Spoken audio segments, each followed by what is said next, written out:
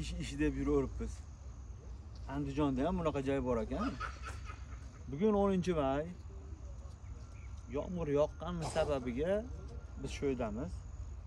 Bizga yomg'ir yog'ib tursa yaxshi ekan. Damab turamiz ekan. Hozir bayda bir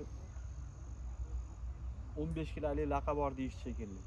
Ashinga bir soatdan beri turibman, ammo 300 grammlik laqa ham chiqqani yo'q. Lekin joylari zo'r ekan, o'ta go'zal ekan. Kapalari yonma-yon joylashgan. Bilganlar kommentariyada yozib o'rasizlar. Bu baliqchini qayti.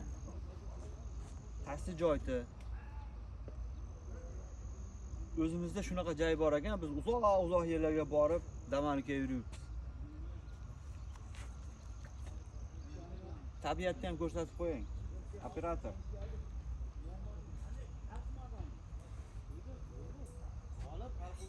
O'ta go'zal.